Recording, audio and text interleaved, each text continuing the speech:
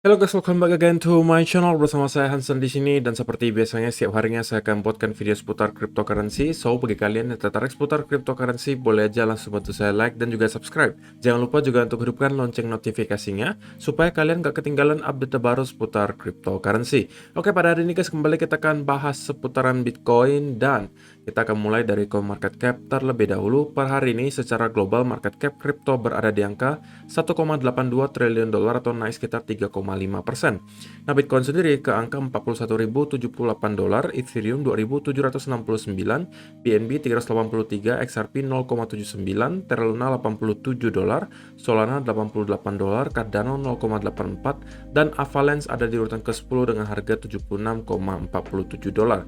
So, per hari ini kita melihat market rata-rata dalam keadaan hijau. Kenaikannya ranging antara kurang lebih 2% hingga 10%. Top performernya adalah Avalanche dengan kenaikan 10,36% ke 76,47 dolar. So, itu adalah outlook sementara dari beberapa top coin yang ada. Sekarang kita masuk dulu ke beberapa berita dan data terbaru hari ini. Nah, seperti yang udah kalian ketahui juga guys, bahwa semalam itu The Fed sudah melakukan keputusan untuk menaikkan suku bunganya hingga 0,25% menjadi 0,5% sekarang. Jadi ini udah sesuai dengan prediksi pasar yang juga udah saya sebutkan di video kemarin. Apabila kita memang melihat bahwa data yang keluar itu benar-benar 0,5, di sini ini actualnya 0,5 alias sesuai dengan prediksi para analis, maka kemungkinan kita akan melihat semacam volatilitas tapi nggak ganas gitu. Kenapa? Ya karena memang angkanya sudah sesuai dengan prediksi pasar. Dan ini juga udah dibicarakan dari berbulan-bulan yang lalu gitu. Jadi tidak ada lagi yang bisa membuat market shock ketika melihat The Fed naik 0,25% suku bunganya. Dan sepertinya pergerakannya juga mirip ya dengan yang kemarin saya sampaikan, bahwa kemungkinan awalnya kita akan dibawa turun dulu alias untuk memancing orang-orang jualan kemudian dibanting naik lagi. Walaupun saya expect-nya lebih volatil daripada semalam, namun ya apa boleh buat, karena memang sesuai dengan prediksinya, ya kita mendapati volatilitas yang standar-standar aja gitu. Itu mungkin nanti akan kita bahas lebih detail di chart gitu ya. Kemudian yang kedua, saya juga pengen remind juga untuk kalian yang merupakan short term trader bahwa besok kita di hari Jumat kembali akan mendapati Bitcoin option expiry yang angkanya cukup besar, sebesar 760 juta dolar. Dan tentunya dengan adanya Bitcoin option expiry, biasanya ketika terjadi kita juga akan mendapatkan semacam volatilitas dan pergerakannya biasa agak zigzag gitu ya. Jadi usahakan kalau kalian merupakan scalper, keep in mind besok ada Bitcoin option expiry. Sebenarnya untuk hari ini datanya tidak terlalu banyak sih yang pengen saya sampaikan gitu ya, karena memang belum ada data-data penting yang menurut saya perlu saya sampaikan untuk kalian. Dan yang ada hari ini hanya berita-berita ringan saja, mungkin kita akan bahas lebih detail di chart gitu ya. Dan untuk yang terakhir tentunya di sini disebutkan Ukraine's president signs law establishing regulatory framework for crypto. Jadi sekarang di Ukraina itu cryptocurrency sudah dilegalkan gitu. Jadi para bank juga udah bisa atau diperbolehkan untuk membuka rekening untuk para pekerja di kripto atau misalnya para pengusaha kripto, itu semuanya udah legal di situ. Oke, jadi udah disahkan oleh si Zelensky, presiden Ukraine. Di sini disebutkan Ukraine has legalized the crypto sector sign law. From now on, foreign and Ukrainian cryptocurrencies exchanges alias exchange cryptocurrency nanti akan bisa beroperasi secara legal. Dan banks will open accounts for crypto companies. Jadi juga bank udah sekarang dibolehkan atau secara legal boleh membukakan rekening kepada perusahaan-perusahaan cryptocurrency. It is an important step towards the development of the VA market in Ukraine.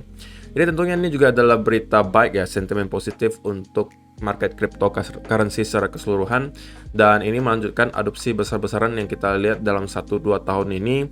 Semakin hari kita melihat fundamentalnya semakin kuat untuk Bitcoin, di mana kita melihat hampir semua lini sekarang udah mengenal cryptocurrency, khususnya Bitcoin. Baik itu dari perusahaan-perusahaan besar, bank-bank besar, kemudian artis-artis, pejabat-pejabat, itu rata-rata kayaknya udah mulai melirik gitu ke arah kripto. Dan itu yang kita mau gitu guys, bahwa semakin banyak terjadi adopsi, tentunya investornya semakin banyak. Dengan semakin banyaknya investor, tentunya harga cryptocurrency akan terus secara eksponensial naik gitu ya. Jadi kita sebagai investor tentunya bisa mendapatkan cuan dari hal ini. Oke, sebelum kita lanjut ke chart, saya pengen sampaikan dulu bahwa saya pengen memperkenalkan ke teman-teman salah satu project yang menurut saya menarik banget nih. Dan ini namanya adalah Nomad Exiles. Ini saya nggak bakalan bahas terlalu detail karena videonya nanti akan saya upload nanti malam. Kalau misalnya kalian tertarik itu, kalian bisa nonton video nanti malam. Nah, saya akan jelaskan kenapa saya pribadi juga invest di sini ya guys ya. Saya juga pribadi membeli token ini. Token ini baru mau presale atau baru mau launching. Jadi kalian bisa beli dengan harga perdana di beberapa launchpad yang ada. Secara detailnya nanti akan saya bahas di video nanti malam. So pastikan saja kalian nanti malam itu stay tune, dan videonya saya upload, kalian bisa tonton. Saya akan jelaskan kenapa saya pribadi juga ikutan masuk di sini, dan juga apa yang menyebabkan menurut saya ini bisa menjadi salah satu project game play to earn yang besar gitu ya. Saya kasih kisi-kisinya aja deh, karena dia di back up oleh beberapa nama-nama besar yang nanti akan saya sebutkan di video nanti malam. Jadi kalian stay tune aja. Dan kalau tidak salah juga ada event airdrop ya. Jadi kalian juga kalau misalnya pengen ikutan event airdropnya, mungkin nanti akan saya share untuk ketentuannya di grup Telegram. Jadi kalau kalian yang belum sempat ikutan grup Telegram, kalian silakan join dulu di link yang saya udah sediakan di description box di bawah. Oke, so itu adalah beberapa hal yang pengen saya sampaikan untuk kalian hari ini. Dan sekarang kita mungkin masuk ke chartnya dulu. Kita akan bahas dari weekly chart terlebih dahulu. Oke, di weekly chart sekarang kita bisa melihat Bitcoin kembali berada di angka 41.157. Tentunya kita kembali sekarang mendekati ke area krusial di weekly chart yang berada kurang lebih di area 42.500 sampai 43.000. Dan kalau misalnya kali ini kita sekarang udah di hari Kamis ya, Jumat, kita masih mempunyai waktu 3 hari untuk mencoba lagi breakout sekaligus close di atas area di sini. Oke. Yang saya katakan merupakan sebuah step yang sangat penting bagi Bitcoin untuk mampu close di atas area ini, untuk kemudian kita bisa expect lagi dia mungkin bisa bergerak lebih tinggi ke atas gitu ya. Kenapa? Karena weekly chart tentunya adalah salah satu chart yang akan dipantau oleh para investor jangka panjang, dan investor jangka panjang itu biasanya uangnya yang banyak-banyak gitu guys.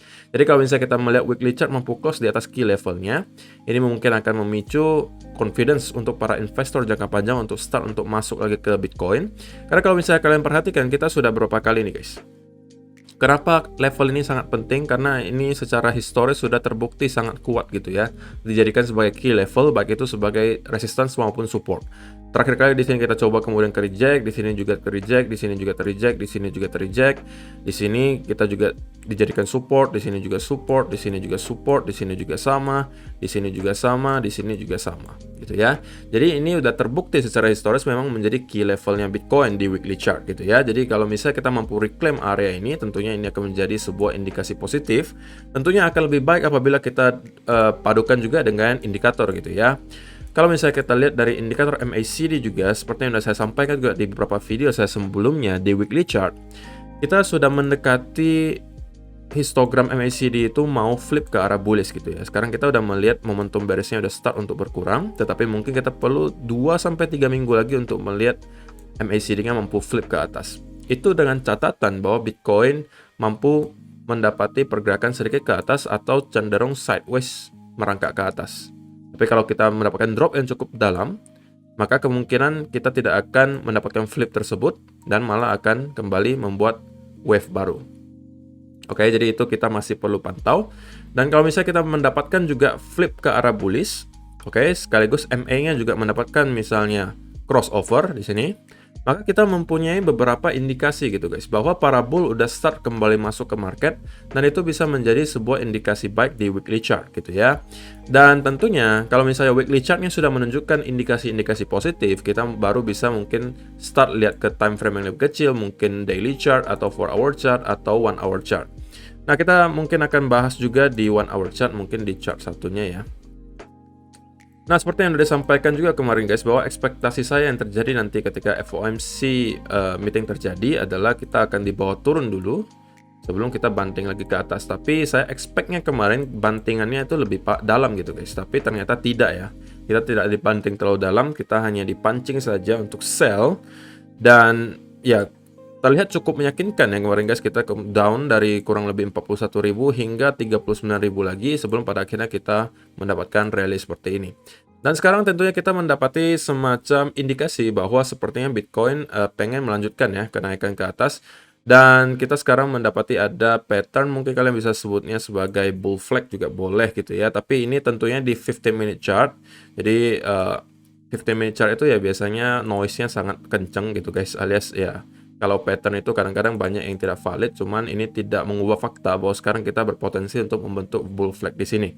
Dan kalau misalnya kita mampu untuk breakout di atas area ini, sekaligus high sebelumnya di sini, maka tentunya kita bisa berpotensi untuk menuju ke next area resistance yang berada kurang lebih di area 43.000. Seperti yang disampaikan juga bahwa kita masih mempunyai waktu 3 hari nih guys untuk melihat Bitcoin mampu close di atas area 43.000 sehingga area weekly levelnya itu kita mampu reclaim gitu ya.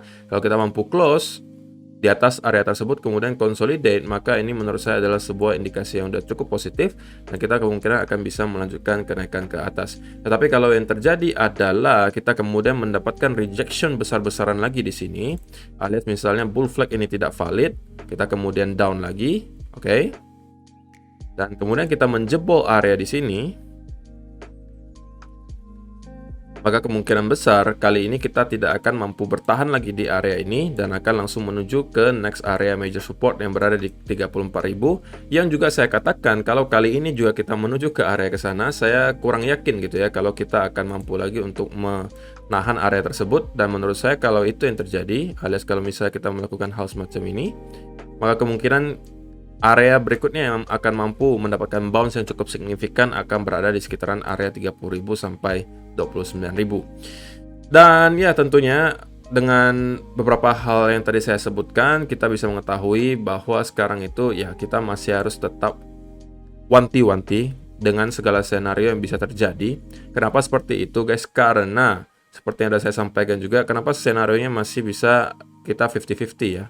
Kita bisa close di atas area ini, kemudian melanjutkan kenaikan ke atas, atau kita masih bisa aja untuk mendapati down movement dan malah breakdown ke bawah.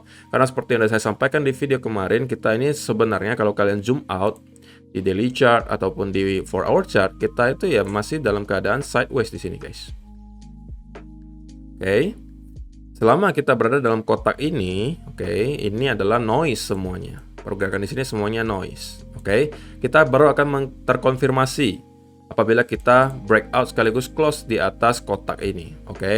Lebih baik lagi tentunya kita mampu break di atas area ini sekaligus break dari area major resistance di angka 46.000. Tentunya ini akan menjadi tempat yang lebih baik gitu ya, karena berarti kita udah mampu jebol dari sideways range-nya di sini sekaligus jebol dari area major resistance. Itu menunjukkan bahwa momentum bull terlihat cukup kuat. Sebaliknya kalau misalnya kita tidak mampu breakout ke atas dan malah breakdown ke bawah, dan malah menuju ke sekitaran area 30.000, maka ini juga menunjukkan bahwa pressure para seller itu juga terlihat cukup besar gitu ya, dan tentunya itu bukan berita baik untuk kita. Dan kalau kita menuju ke area 30.000, tentunya ini akan membuat beberapa hal tidak lagi valid gitu. Yang pertama, bahwa kita kemungkinan tidak lagi membentuk higher low. Kalau misalnya kita sempat menyentuh lagi low di sini, atau bahkan sedikit menyentuh atau membuat sedikit lower low di sini, maka higher low tidak lagi valid. Kedua, untuk pattern yang kemarin kita sebutkan sebagai running flat, itu kemungkinan juga tidak lagi valid. Gitu ya, karena kita udah breakdown dan menuju ke sekitaran area 30.000 dan malah nantinya ini akan bisa menjadi area resistance dan kita akan bisa mendapati sell off lanjutan ke bawah. Jadi itu adalah outlook saya untuk hari ini gitu guys. Semoga bermanfaat untuk kalian semua. Kalau misalnya kalian suka dengan video kali ini, mohon bantuan like-nya. Terima kasih yang sudah menonton sampai selesai. Dan kita akan bertemu lagi di video yang berikutnya. Bye-bye.